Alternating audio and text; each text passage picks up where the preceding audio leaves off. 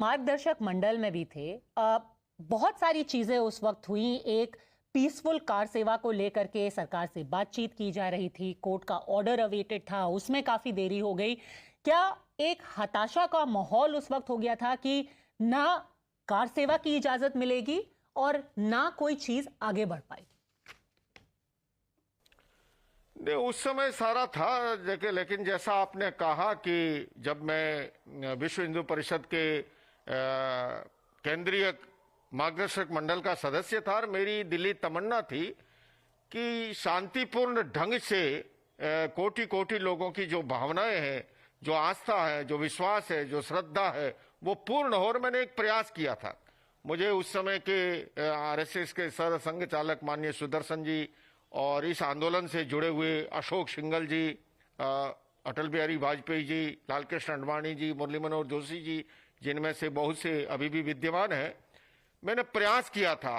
क्योंकि उस समय प्रधानमंत्री नरसिंह राव थे। मैं आपसे कहूं 6 दिसंबर से पूर्व नवंबर के 1 माह में मैंने उनके साथ 3 बड़ी बैठकें की और एक ऐसे कॉमन फार्मूला की ओर मैं आगे बढ़ रहा था कि शांतिपूर्ण ढंग से सर्वसम्मति से यह काम हो जाए।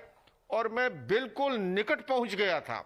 लेकिन बीच में मैं पहली बार ये रहस्य उद्घाटन कर रहा हूं टाइम्स नाउ पे, अगर अर्जुन सिंह जी उस समय राजनीति नहीं खेलते तो शांतिपूर्ण ढंग से समाधान होकर के सर्वसम्मति से मंदिर निर्माण का मार्ग प्रशस्त हो गया होता। पर जो भी प्रभु को मंजूर है। लेकिन आज अब तो हमारे सामने हम अतीत को व्यतीत करें। 22 जनवरी, क्योंकि प्रभु श्री राम जो है वो भारत देश की अस्मिता है, भारत देश के कोटि कोटि लोगों का, ये किसी एक जाति धर्म या संप्रदाय का नहीं, ये देश की अस्मिता के प्रतीक है। और उन प्रभु श्री राम का सैकड़ों वर्षों के संघर्ष के बाद, सैकड़ों हजारों लोगों की आहुति के बाद, मैं स्वयं जिस जैन परंपरा से आता हूं, आपने कोठारी बंधुओं का नाम सुना होगा। मैं आपको बताऊं, वे दोनों कोठारी बंधु मेरी जैन परंपरा से थे। यानी कि प्रभु श्री राम जो है किसी एक जाति धर्म संप्रदाय के नहीं, देश की अस्मिता के प्रतीक है। और उनका भव्य राम मंदिर का निर्माण जो है उसकी प्राण प्रतिष्ठा 22 जनवरी को होने जा रही है।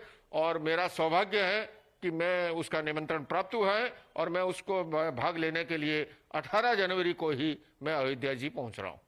The Kothari Bandhu, for our viewers, were two of the car sevaks who were shot dead in 1990 by the then UP government. पर आपने जो बोला, जो राजनीति जिससे जो एक रेजोल्यूशन के लिए फॉर्मूला निकाला जाना था, जिसमें आप मीटिंग भी कर रहे थे उस वक्त प्रधानमंत्री से, किस तरीके की राजनीति की गई? आपने अर्जुन सिंह जी का नाम लिया, क्या कुछ हुआ वहां पे जिसकी वजह से फिर वो 1992 का दिन हुआ जहां पे वायलेंस हो गया 6 दिसंबर को?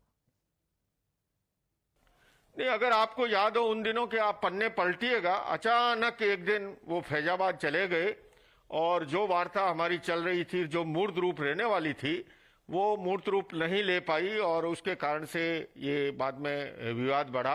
और नहीं तो सर्वसम्मति से, सर्वमान्य ढंग से, सबकी सहमति के साथ ये कार्य शुभारंभ होने वाला था।